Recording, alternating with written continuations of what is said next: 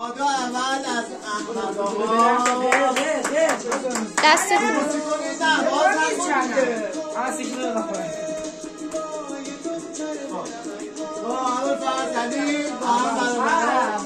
برو دیگه.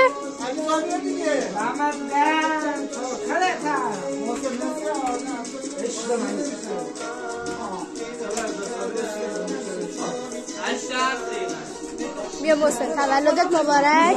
ببخشید به خدا شرمنده. تولدت مبارک.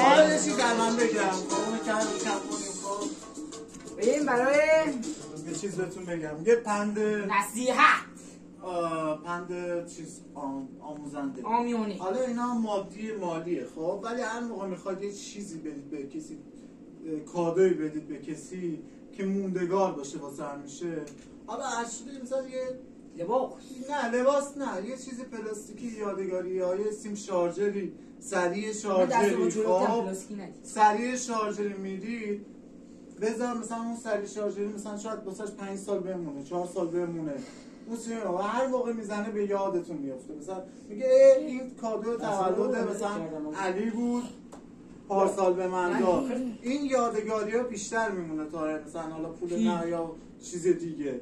این یه پند بود چون من خودم تجربهش داشتم به خاطر این دارم.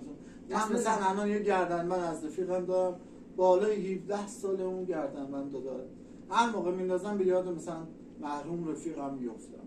حالا روش شده میشه. ولی شما هم همین کار رو داشته باشید. یه حالات شده یه اینجوری یه حالا میگم گفتم از یه سیستم شارژر به یادگار همیشه دیگه یادتون تو دل هم دیگه باشه. ان شاءالله همیشه زنده باشه. سالم زندگی کنید. درست زندگی کنید. همیشه هم پله‌های ترقی رو بالا برید. هم من هم محسن هم باباهاتون هم ننهاتون بهتون افتخار کنید. ممنون. سلام.